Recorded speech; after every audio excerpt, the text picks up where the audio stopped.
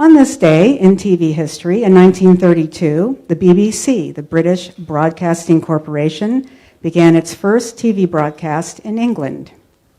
In music history, in 1964, the Supremes' Where Did Our Love Go?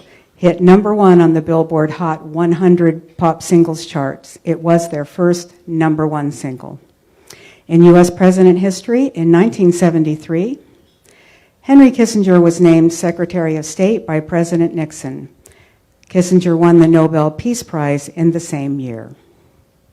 And our quote of the day comes from one of our local, rest in peace, Jerry Lewis. When I was a kid, I said to my father one afternoon, "Daddy, will you take me to the zoo?" He answered, "If the zoo wants you, let them come and get you." Our invocation will be led today by Mike Ballard. Thank you. Bow your heads and pray, please. Our Father which art in heaven, hallowed be thy name. We give thanks to thee this day to be gathered in fellowship through the Rotary. We're grateful for the privilege we have to be a part of this great group. We're grateful to live in this country that allows us so many freedoms. We pray that thou would bless us all with kindness and support. Help us to serve others. We're grateful for the privilege of Rotary to be members so that we can serve in so many different ways.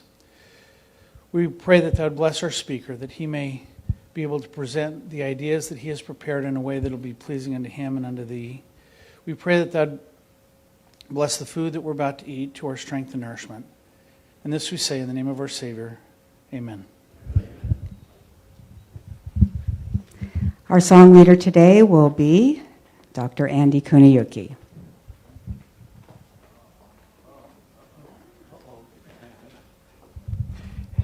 Remember a couple weeks ago, we had the invocation that was shared by Arlene, and she said, normally it is not said, it is sung. So what we're going to do is we have a rendition here that not only has the words, but it has the music, so let's all sing this together. Make me a channel of your peace. Where there is hatred, let me bring your love. Where there is injury, your pardon, Lord. And where there's doubt, true faith in you. Make me a channel of your peace. Where there's despair in life, let me bring hope.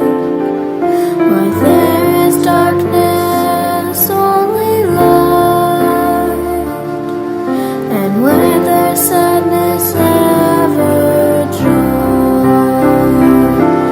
Oh, Master, grant that I may never see so much to be consoled as to console.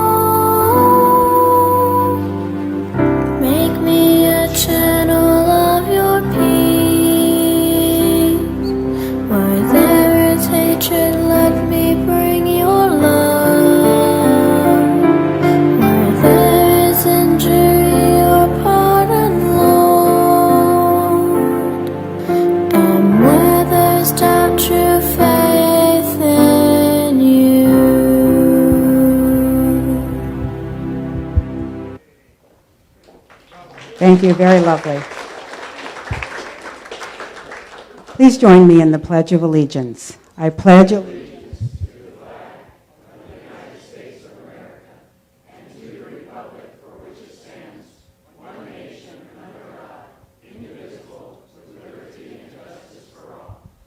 Please be seated. Please remember to hold all our applause until our visitors and guests have been introduced. Our Sergeant at Arms today is Ted McAdam. Ted, are you ready to rock and roll? Any international Rotarians, Bob? Okay.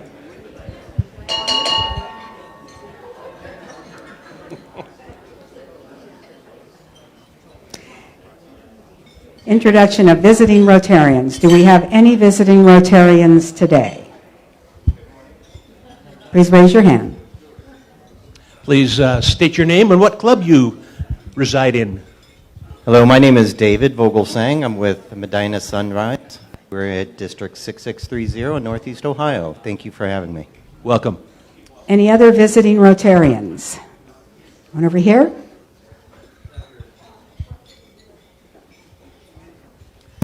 Name, rank, and date of birth, please. Good afternoon. My name is Sean Tanko. I'm the president of Las Vegas Southwest. Welcome. And I'm a visitor and colleague of Robert Tejas. He and I work together. All right, welcome. Any other visiting Rotarians?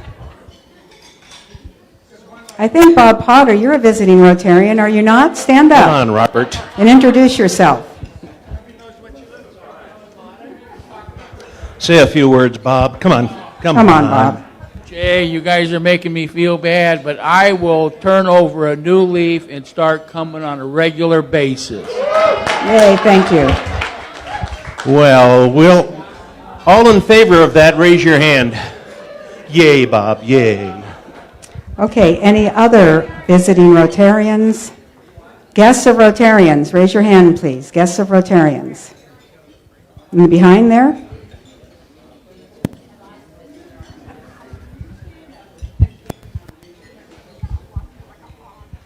This is Cheryl Rodenfels. I'm from San Jose, California, and I'll let her introduce herself that way. As Chris said, I'm Cheryl from San Jose. I'm his sister-in-law, and I was in town for a conference, and he was kind enough to invite me to join you. Welcome, and many of us know the way to San Jose, by the way. Guests of Rotarians. Very good.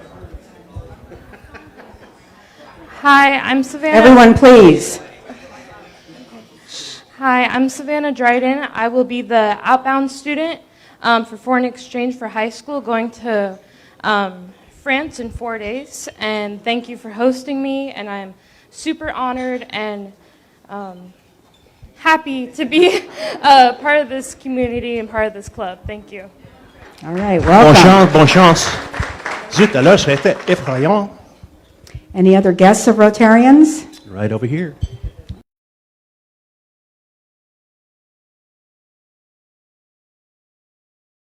Help us welcome our son Matthew from Austin, Texas. He's here visiting for the weekend. He's had a conference here and he has to come see Mommy and Daddy.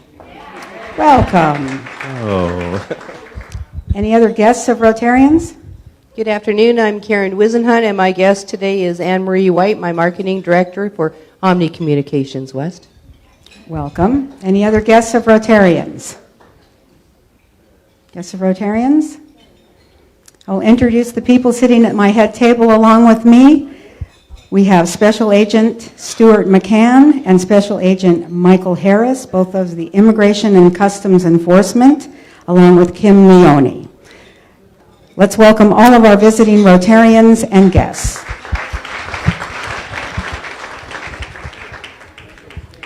I'd like to thank the Rotarians who helped out today. Setup, Andy Kuniyuki and Judith Pinkerton. Greeters were Val Hatley and Barbara Billitzer. Invocation was read by Mike Ballard. Song leader, Dr. Andy Kuniyuki. Teardown will be Renee Gamero. Sergeant at Arms is Ted McAdam. Our scribe today is Michelle Roy. Photography, as always, past President Jim Tucker. And tickets, back with us today, Marie Walsh and John Enjemy. All things technical, Kirk Holmes and Stu Lipoff. Facebook, Francesca Gilbert and Kevin Cloney. My announcements today, and there are a few, so bear with me. People of Action campaign still underway. Reminder that your monthly or quarterly contributions to our Las Vegas Rotary Foundation is what helps fund our projects, such as Santa Claus, Wetzel, Ryla, the Canned Food Drive, community grants, and others, so thank you. The 30th annual, I was given permission to do that. 30th Annual District 5300 Peace Conference will be held on November 16th at the Treasure Island, and our club is a silver sponsor, so please plan on attending. Pilot program for the new RI International project, Together We Read, is due to begin November 1st.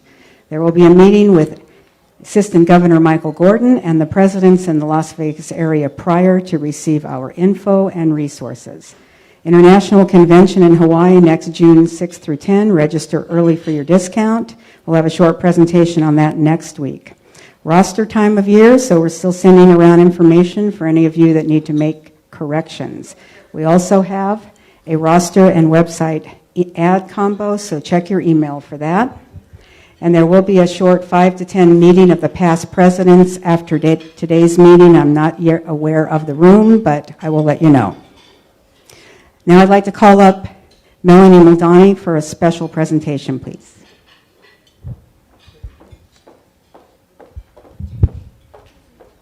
Thank you, President Jackie. So I am now the International Foundation Chair for our Board of Directors, and that gives me the privilege to award our Paul Harris Fellows. So I'm very happy to do this. This is my first presentation. Jackie handled it for me last month, but we are a very giving club, so you'll probably see me a lot up here giving our Paul Harris Fellows. So thank you very much. For those of you that don't know, the highest honor that the Rotary Club can offer to a Rotarian or to a member of the community is to make that person a Paul Harris Fellow, named for the founder of Rotary. This award always represents a gift of $1,000 to the Rotary Foundation of Rotary International in the name of the recipient. These contributions enable Rotarians and those we honor to advance world understanding, goodwill, and peace by improving health, supporting education, and working to alleviate poverty. Right now, the Rotary Foundation has a great many projects operating around the world designed to improve literacy, provide clean water, and foster micro-businesses. We are still the largest non-governmental source of scholarships of various kinds in the world, and of course, the #1 corporate goal of Rotary International is the eradication of polio. To put it very simply, we work together to do good in the world. Today, the members of the Rotary Club of Las Vegas wish to honor as Paul Harris Fellows 2 new club members, and we will recognize one Rotarian as a multiple Paul Harris Fellow. We thank them for all their contributions to our Rotary Foundation, and we appreciate their own service above self. So if I can have Barbara Billitzer come up here to get her Paul Harris Fellow.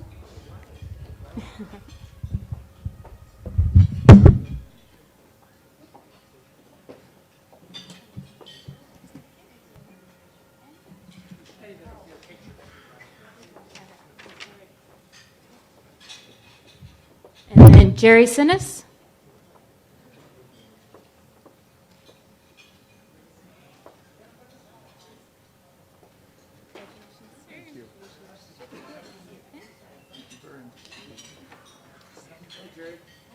And then Jim Hunt +4.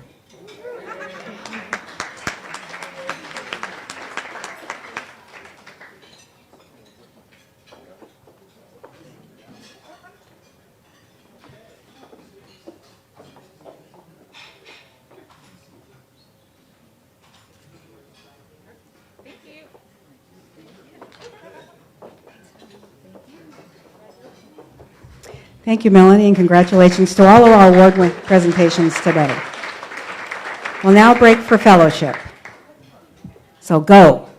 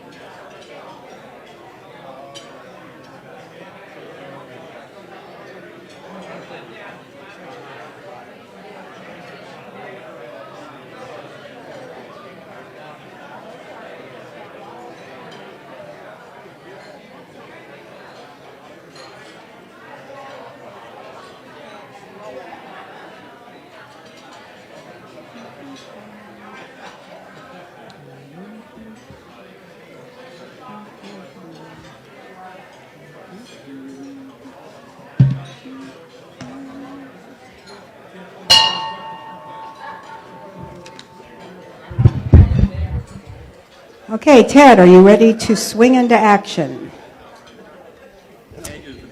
The Vintage Room will be the location for the past president's meeting directly after. The Vintage Room. Okay, would you take the microphone, please, to Renee Gamero to talk about our canned food drive?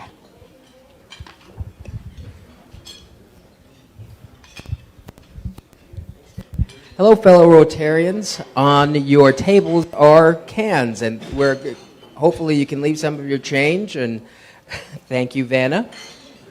We will be taking donations up until for several more months, all of it benefiting the Salvation Army. So please give early and give often. That's okay. If you'd next take the microphone to past President Jim Cole about Project 150.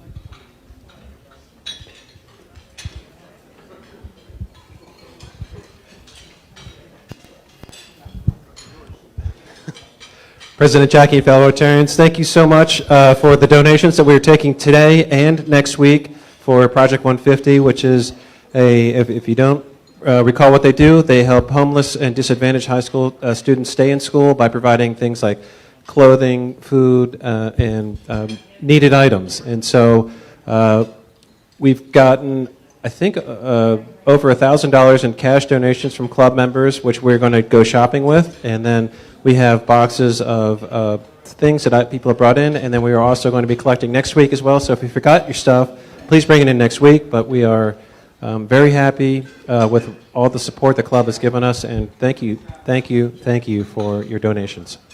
Thank you, past President Jim. Take the microphone, please, to Janet Linder to talk about our upcoming membership orientation.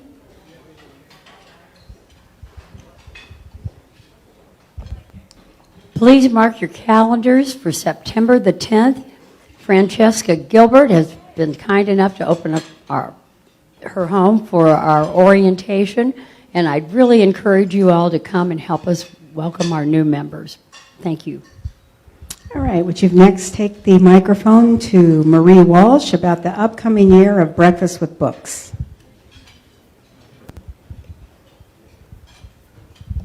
Thank you, President Jackie. Okay, I'm back. Yay.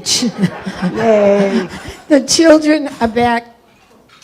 The children are back in school, and I just received the dates for the new year. The first one is September the 10th.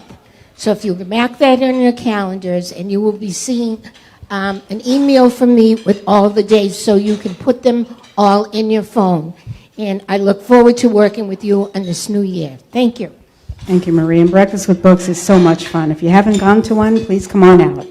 Next, take the microphone to Carrie Gross. We have an update about our upcoming holiday party. Hi, everyone. Well, we are just in the planning phases for the holiday party for this Everyone, year. please.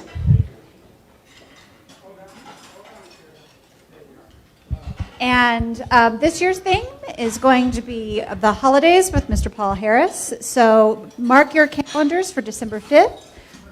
We're going to have it at Dragon Ridge Country Club, and we will have more details shortly. Thank you. Thank you, Carrie. Would you next take the microphone to Jamie Goldsmith for SOAR, please? Where are you, Jamie? There you are.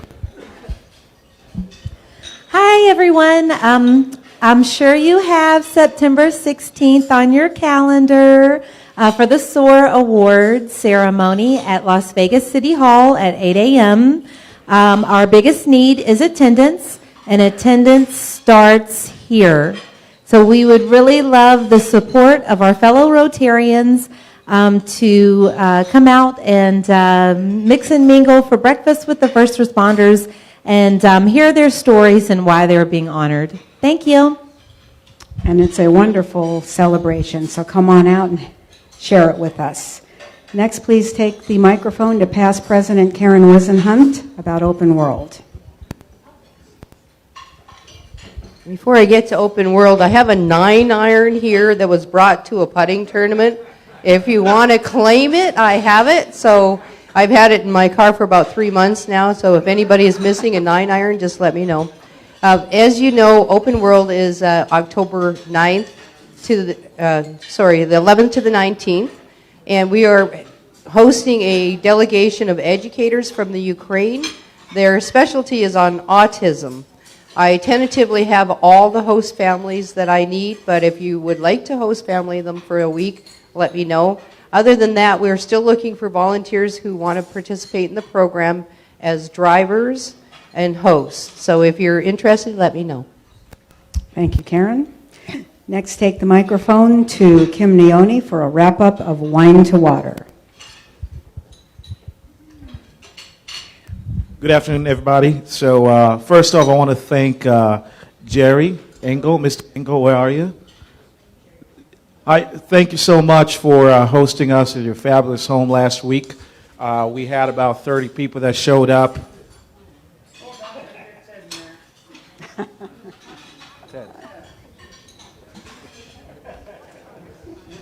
Anyway, we had about 30 people that showed up. We had a fabulous host, food, and a sommelier who walked us through the different wines we were tasting. And we ended up raising about $628 that go towards a Rotary Water Project. So really appreciate everybody coming. And so people ask, what kind of project are we going to support with that?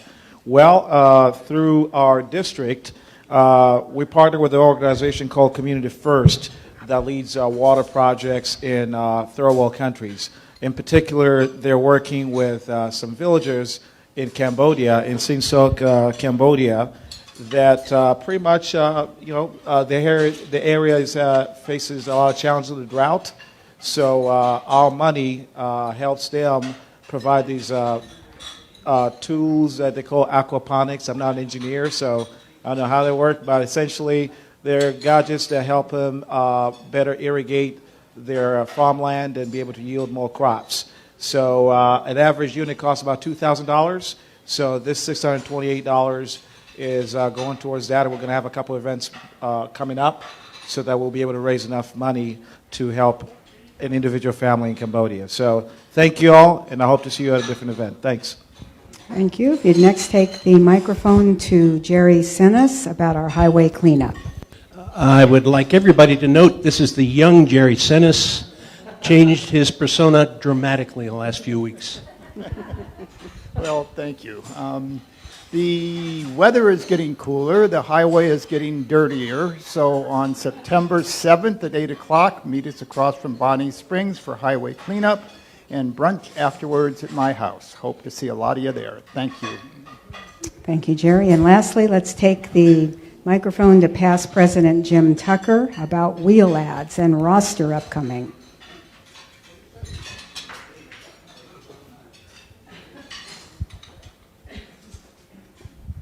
Hey guys, we still have one ad available, but I could squeeze another one in if we need it. Thank you, Kirk, for taking up the person that's leaving us.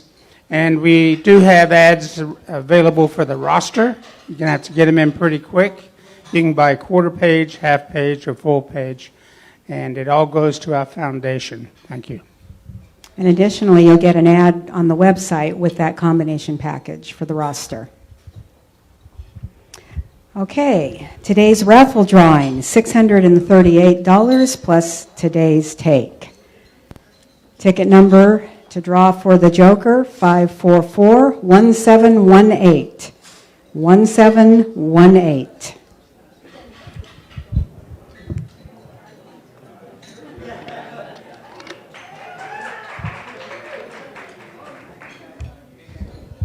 Come on up, Tina.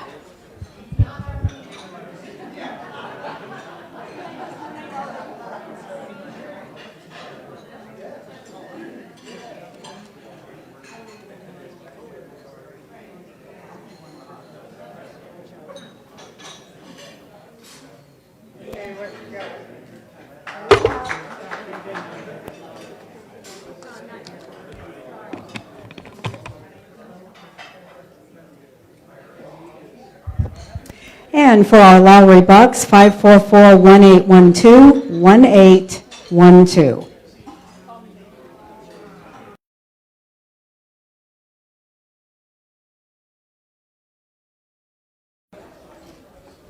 Not Larry. 144-1812. 544-1812. Does anybody have that ticket?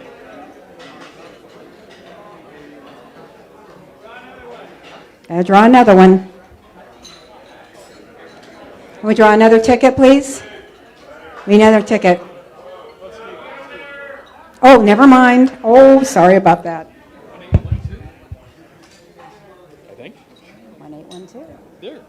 All right, Steve, thank you. Here you go. Here you go. All right, now I'd like to invite Kim Neone forward to introduce our speakers, please.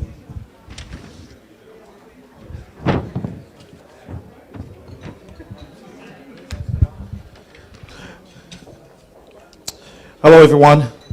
Today I have the privilege of introducing our speakers this afternoon. As you know, or you may not know, human trafficking is a serious global problem. As a tourist destination in a global city that attracts millions of visitors annually, Las Vegas finds itself as one of the cities in the U.S. with a serious human trafficking problem. The men and women of Homeland Security investigations are our nation's vital asset in combating criminal organizations that illegally exploit America's travel, trade, financial, and immigration systems. These men and women are at the forefront of the fight against human trafficking, which often involves transnational criminal organizations. Today we have with us Assistant Special Agent in Charge Michael Harris and Special Agent Stuart McCann to give a presentation on the work of Homeland Security investigations in raising awareness and eradicating human trafficking in our community. So without further ado, please, let's welcome our speakers.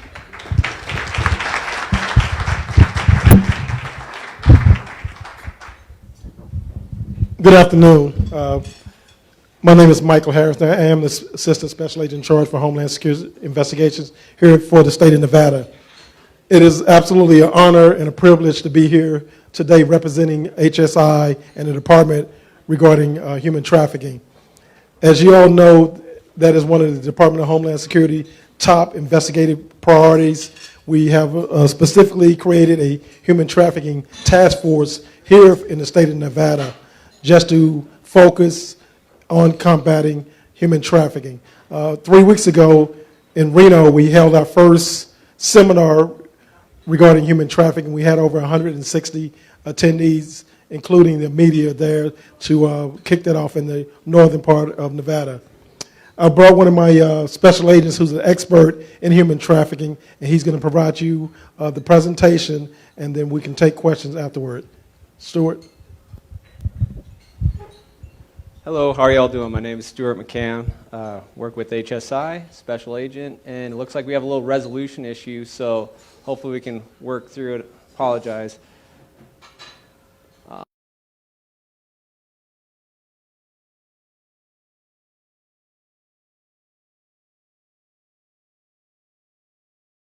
But, you know, in the media we get painted in a broad brush as ICE, ICE, ICE. Do you guys understand the difference from the agencies within ICE? Okay, so a lot of times what you're hearing in the media, they're referring to like enforcement and removal operations. And we're our own agency under ICE called Homeland Security Investigations. And what our mission is basically to investigate the global movement of goods and people. So whether those are legitimate travel or nefarious travel, we investigate it. So like importation cases, export cases, smuggling of people. So we do have a little video. So we're not really good at putting a lot of money into production, but this is one of the best ones we've had. So I want to show it to say I showed it. So I hope you guys bear with me. It's not too terribly long.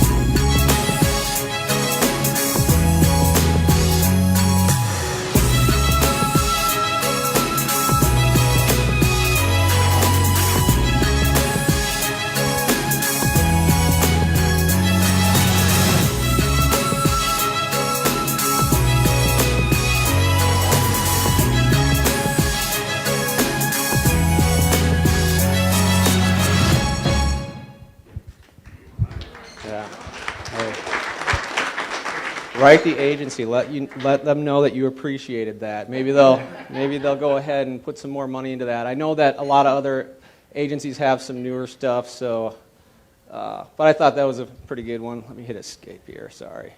So basically, we're the investigative arm of DHS, and that's what we're doing. We're investigating all. I think, me personally, one of our informal mottos could be something as simple as HSI, yeah, we investigate that. So any crime you can think of that has a nexus to the international border, we investigate. So it doesn't matter if it's an import crime, export crime, people, money. You saw artifacts. We do, cultural repatriation to different countries. So we're involved in a lot of different things, and that's what can make this job difficult. We have more statutory authority than any other federal agency. So we're not as big as some of the other federal agencies either, although we are a good size. And on there we have, so criminal arrest-wise, last year, fiscal year 18, we had about 34,344 criminal arrests, and that's just across the spectrum of what we do. That's about 94 arrests a day. So this is kind of a similar slide, but the reason why I kept it on there is because it obviously has a picture of Chapo Guzman, and he was arrested. So when you guys think of that investigation, who arrested him, who do you all think of? Probably DEA, right? Again, we need to get out and market a little bit more because we were a big part of that investigation. So that was a photo that was widely circulated, and you can see we had one of our agents right there as well. So we do have a global footprint. We're about 9,400 employees, 600 special agents. We're in 200 cities through the U.S. and about 50 countries. We're also at every major U.S. command combatant location. I've been overseas on long-term TDY supporting UCOM, and we have a lot of unique opportunities within this agency. So it's a great agency to work for, and we do help a lot of people and protect, the public, and even in counterfeit investigations, a lot of people don't think about how can an IPR violation be protecting the public? Well, because guess what? In some of those counterfeit perfumes that people are putting on, they're putting antifreeze in there. They're using other stuff in there, and people are spraying that on their cells, and or it could be a counterfeit medication, and they're ingesting it. So we put a lot of effort into all kinds of different statutes and investigations. So what is human trafficking, right? A lot of people, I think, don't necessarily understand that smuggling is going to be a crime against a border, really. It's a transportation crime, right? You're taking an object, whether it's a widget, person, and it's a lot of times they want to come here, right? Or they want this widget to come here. It's a transportation border crime, right? But trafficking is about exploitation, and it's actually against a crime and the person. Trafficking does not require border nexus. You could be a U.S. citizen, born and raised right here, and still be trafficked. And that happens, unfortunately, all too often. So on here, you see for fiscal year 18, we had 308 victims rescued and about 1,500 arrests, 1,588 arrests. Just to point out, this is a very specific number. We broke it down. So outside of human trafficking, we break it down further or in different areas. We also do child exploitation cases where you're talking about child pornography, distribution, production, child sex tourism. So those are all statted completely different. So that would make those numbers balloon. So if we talk about the legal statutes, it's Trafficking the Victims of Protection Act. That was a huge deal back in 2000, and there's been amendments and change to it along the way to make it more beneficial. And that is a new law at the time that helped us enforce it and also enhance penalties. But as that law was there and they continually added to it, it also included protections. So on there it says CP, and it's not child pornography, which is probably a bad reference in this thing. It's actually continued presence. So that's a benefit that we like to give to victims. So the difficulty in prosecuting a trafficking case is we need the victim to actively be involved, to explain everything that's happened, to be part of the prosecution. And a lot of times, them being victims themselves and being subjected to a lot of traumatic situations, they don't trust us, they don't trust anyone. So that can be, continued presence is a way that we try to offer them services, as well as, make sure they're getting the medical care they need, any kind of help that we can provide. We have a victim assistance program that we'll talk about in a little bit. But in addition to that, they have the T visa and the U visa. So those are specifically designed for people to self-petition and say, hey, I was a victim of this. And they submit that into CIS. And our job as an agency, or any law enforcement agency, is a certification step within that process to say, yes, this did occur. So the President's Interagency Force, force to monitor, end trafficking. Basically what that is a whole of government approach. They have all these different agencies, from Department on State all down to us, and we get together and everyone uses what we have in our toolbox to try and combat this problem.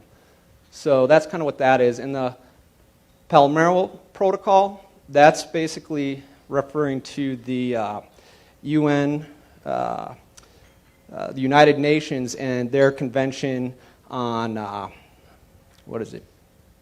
trafficking in criminal organizations. And what it is it defined that to say, hey, these are the three main things we need to focus on. And that's protection, and the protection of victims, prevention, and prosecution.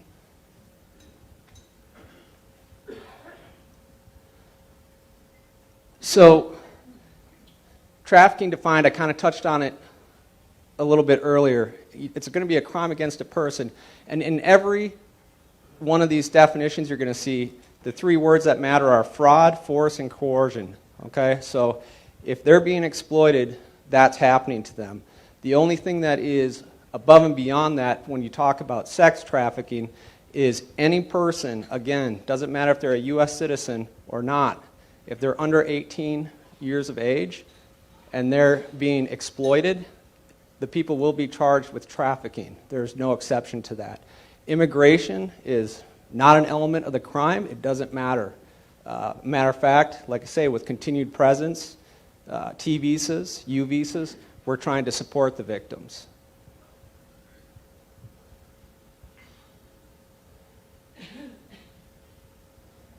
And this slide's kind of the same too, talking about crimes against a person, exploitation, no border required.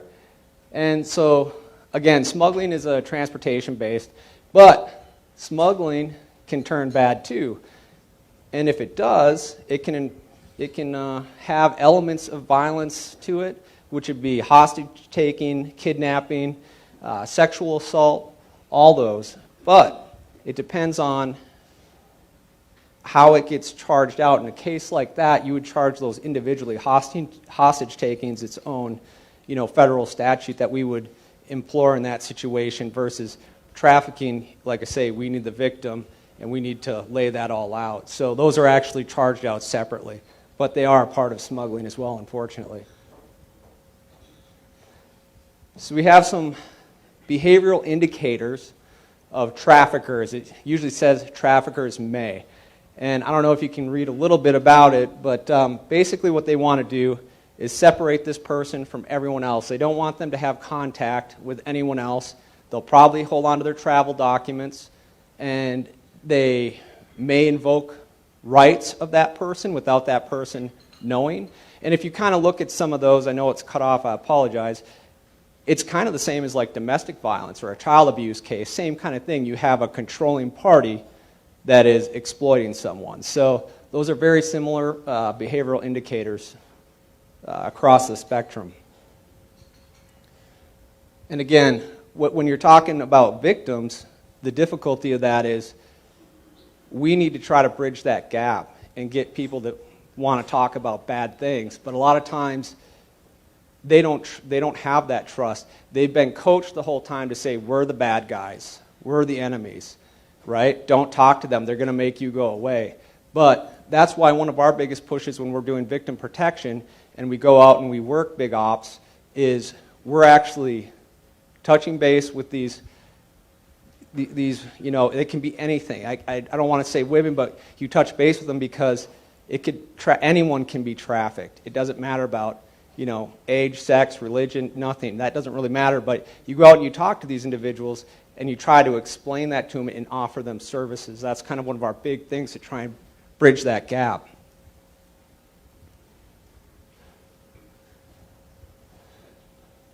So we kind of talked about this, some of the challenges. You know, it's essentially a hidden crime, especially if you talk about a servitude case, where if someone brings someone over and all of a sudden now they're their domestic servant, but yet maybe they have them kept in a separate room of the house, this person never leaves, they can't leave, they can't do anything on their own, you know, it's a hidden crime. So unless you have someone visiting the home, whether it's a TV repairman or a friend or something that notices something and says, hey, this doesn't really seem right, you know, it's tough for us to get those tips and leads.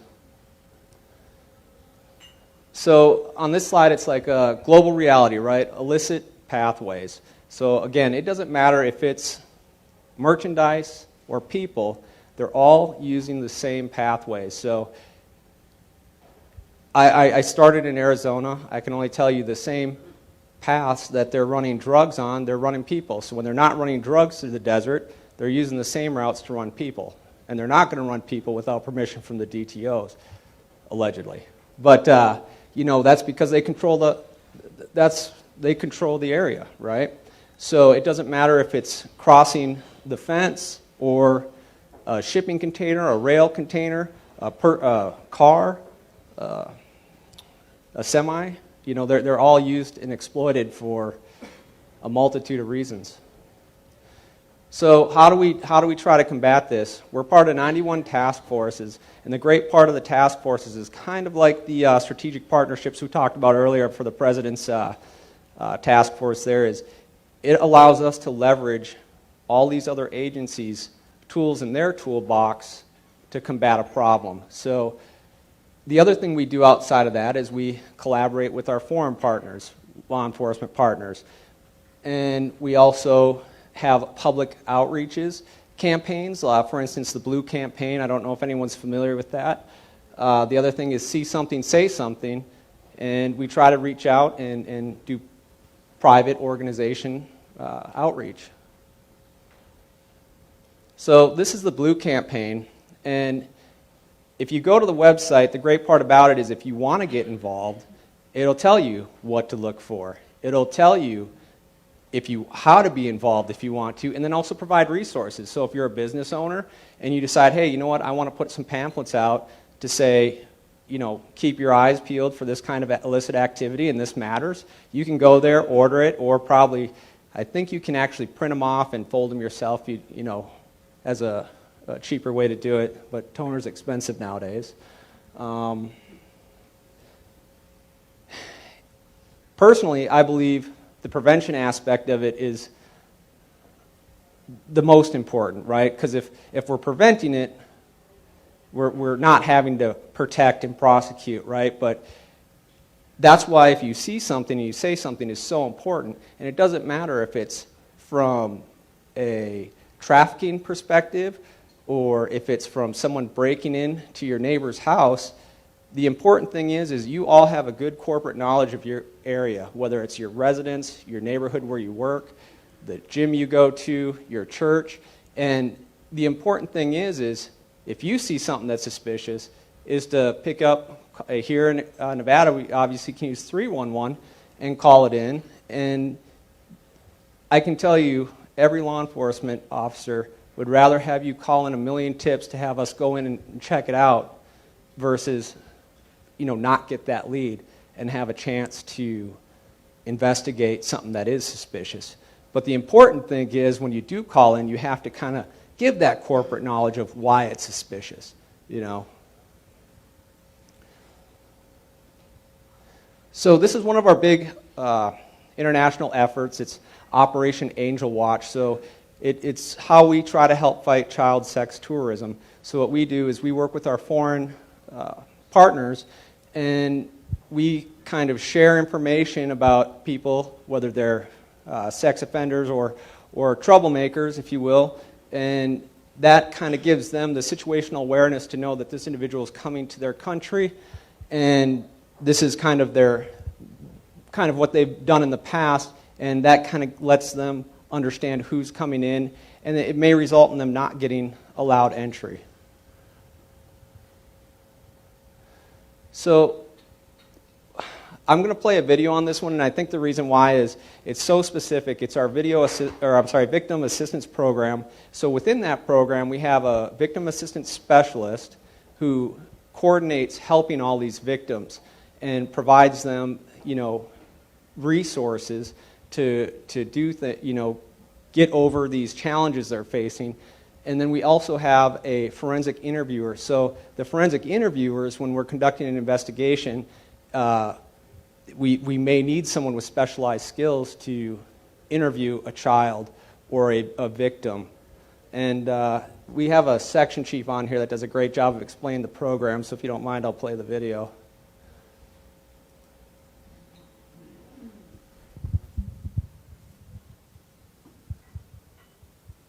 My name is Dr. Paulette Hubbard. I'm the section chief for the Victim Assistance Program, Homeland Security Investigations, ICE.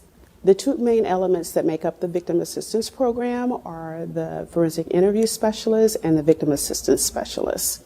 The Victim Assistance Specialists are master's level trained individuals with a degree in a social science field, most in the social work arena. We have 26 field offices across the United States, and our Victim Assistance Specialists are located within those field offices. They provide assistance to victims that are identified during the course of a federal investigation.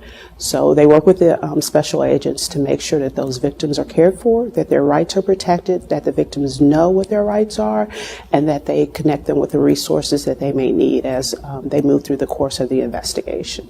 Forensic interview specialists are master's level trained in a social science field, either in criminal justice or social work, and they provide assistance to the special agents. So during the course of an investigation, they actually travel with the special agents, then they go out to interview children that may be identified during the course of an investigation.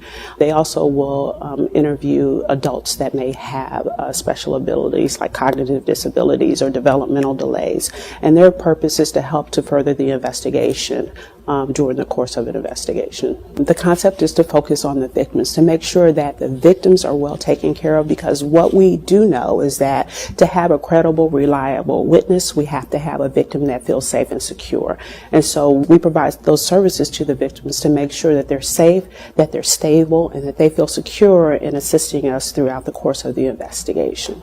The Victim Assistance Program provides services to all victims of federal crimes, so be it child exploitation, human trafficking, financial crimes, any type of crime that a victim may be identified during the course of a federal investigation. Most of the victims that we work with are United States citizens, but we also have our fair share of foreign victims that may have come into the country under false pretenses by their trafficker or whatever the case may be, and then their visa either expires or they've been smuggled into the country illegally, and then they find themselves as a victim of a crime. And so we also work with foreign victims, and we also provide immigration relief to those victims. So she probably did a better job summing it up than I could.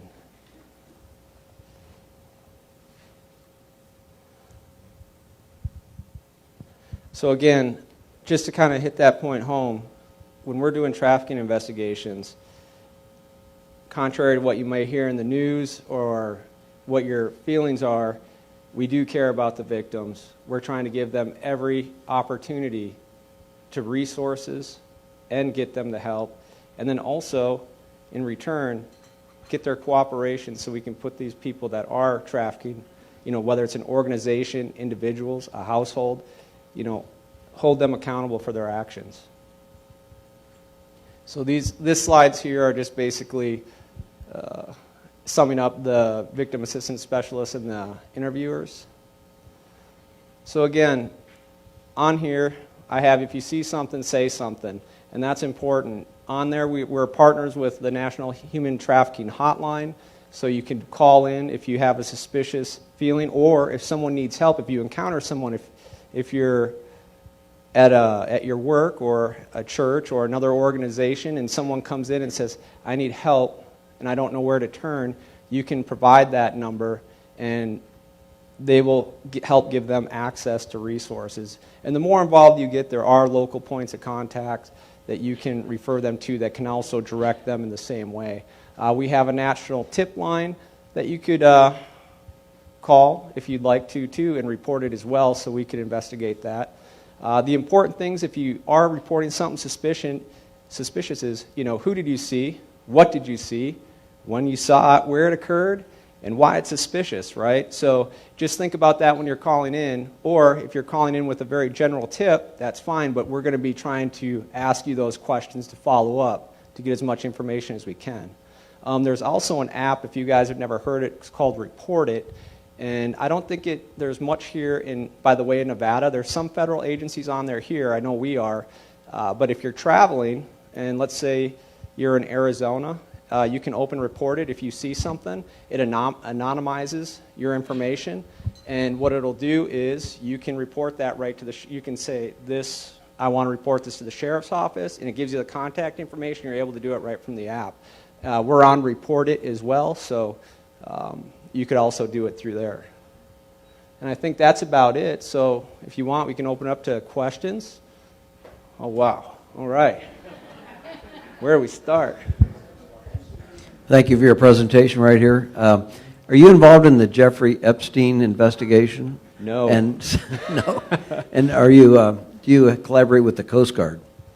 Well, so the Coast Guard's actually under DHS. So they have their own investigators as well. They're under DHS. So for funding reasons, that's actually a couple years ago back when they were asking I believe a secretary, like, hey, why do you need all this ammunition? Why are you guys ordering all this stuff? It's like, well, you realize that the Coast Guard, all our training centers, everything's under DHS, right? So, but yeah, they have their own investigators that do that. Yes, sir. Oh, sorry. Hello. At this year's district assembly, we had a speaker that came and talked to us about human trafficking. One of the things they showed us was a video that demonstrated how desperate people are in third world countries, and the gentleman sold his daughter into the sex slave trade for $50 US, which was disturbing. So think about that. But with respect to the other things she was talking about, she mentioned that there's a task force that goes out every year at the Super Bowl to try and target human trafficking. Are you involved in that task force? And if so, could you share a little bit about that? Absolutely. Any big event like that, we're there to do human trafficking type investigations because there's going to be an influx, right? Unfortunately, these traffickers try to capitalize on these large events, and they will transport people.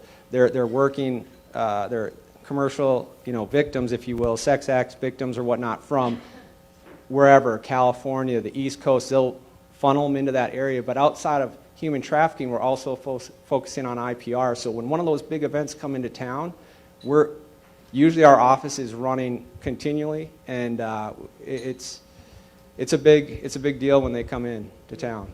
Any major event that goes on here in Las Vegas, you have the UFC, you have major boxing events, any major convention that's going to be over 100,000 people attending, we're involved in those with intellectual property rights, public safety, and national security, and human trafficking. Would you make a brief comment about the link between pornography and trafficking? Because I think trafficking is fed by the purchase of porn. So we investigate those different. So they're different statutory authorities, and that's why when you break it down with like the stats, right, it's different. So the production of child pornography, the possession of child pornography or child sex tourism, those are all federal different statutes. So obviously, yes, a lot of people are trafficked, unfortunately, in those situations. And if we're able to get that individual to be a part of that, you can charge multiple crimes. But in all fairness, the penalties for possession of child pornography, production is way higher, and a lot of times they don't stack. If they can't prove it, they're not going to try to force a little kid to get on the stand and do that when they can. A lot of times it's 10 years per image. So one video can have tons of images, right? Because that's what it is. A video is just a bunch of images. So it's 10 years per image, usually as it starts. I should say, though, that that is a state charge back in Arizona that we like to charge as well. So you can do that, but still on the federal level, they're very high, the penalties. You said a key to avoiding trafficking. Can you address some of the things that maybe a local resident would, you must see it over and over again, things people do to subject themselves to being at risk of this? Well, I can tell you here in Las Vegas, there's 3 or 4 levels of human trafficking or sex trafficking that we see. We see our neighborhood brothels, where individuals come in and rent a home, and you see traffic day in and day out. You have your street walkers, for the lack of a better term, that frequent the hotels, and then you have the organized crime elements where they have circuits of usually women, and they travel from Miami to New York to Chicago to Seattle, Phoenix, down to Las Vegas in almost a cycle of that, and that's organized crime. And then you have your street gangs, MS-13, 18th Street Gang, 28th Street Gang, that control the young, underage girls, per se, that come from California and Arizona and San Diego to frequent Las Vegas. Again, attending these conferences, attending these conventions for the profit. And it's very difficult. We run these operations all the time, and again, we take the victim approach. But how can you tell a young female that's 21 or 22 years old that's making $1,000 a night to convince them to get out of the business? It's very, very difficult. I have, 2 questions, but one question is, what distinguishes Homeland Security from the FBI? I mean, are you both doing the same kind of things? Why would I call you instead of the FBI if I had a We're problem? much better than the FBI. Pardon? No, there's 2 distinctions. One is that we have Title VIII authority, which is immigration authority, and then we have border search authority. Those are 2 things that separate us. I think we enforce over 464 federal statutes. But those are the 2 distinctions: Title VIII immigration authority and the border search authority. So anything that's entering and exiting the United States, we have border search authority.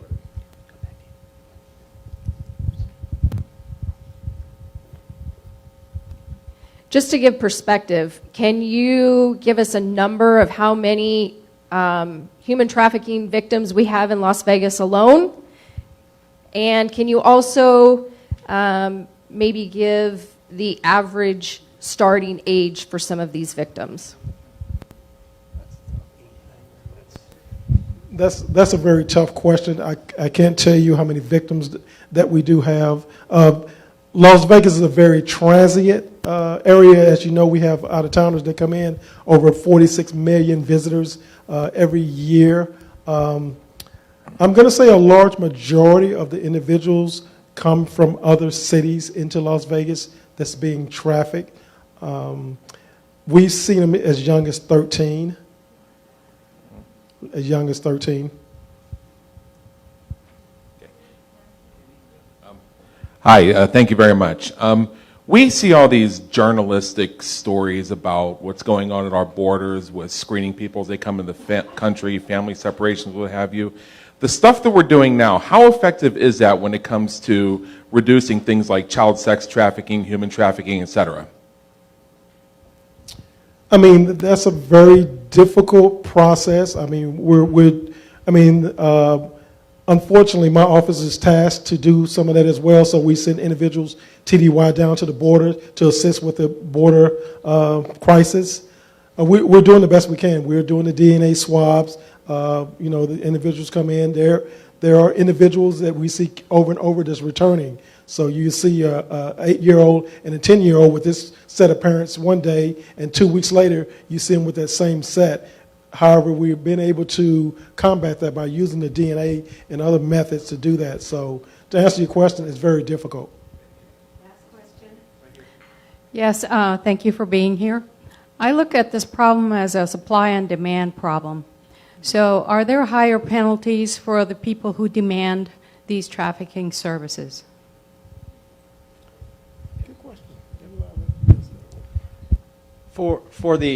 It's for the actual trafficking organizations or person where the penalties are really enhanced. It would depend on, you'd have to look at the actual, the criminal element or the elements of the crime that this person did. So if they're utilizing a minor in a commercial sex act, well, that's going to be an aggravating enhancement regardless. But you will probably go after the person that dropped that child off if we can talk to that individual and get them to trust us, and then go after that the trafficker, if you will. But yes, the enhancement would come from the actual act.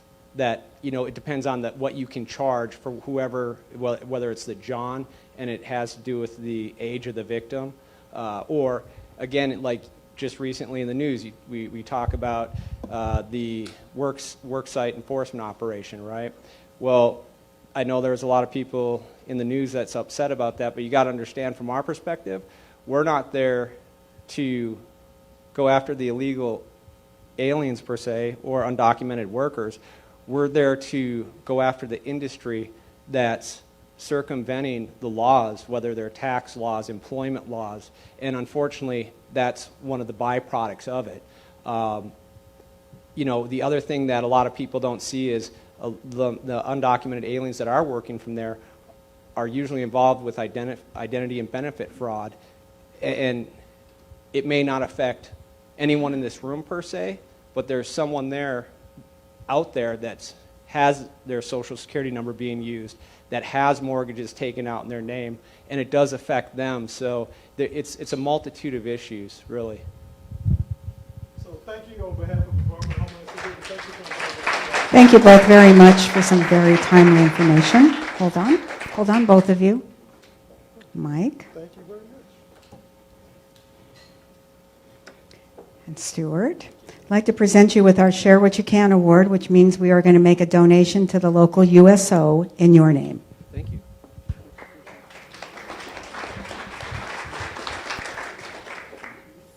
In the words of a woman I most admire, Amelia Earhart, no kind action ever stops with itself. One kind action leads to another.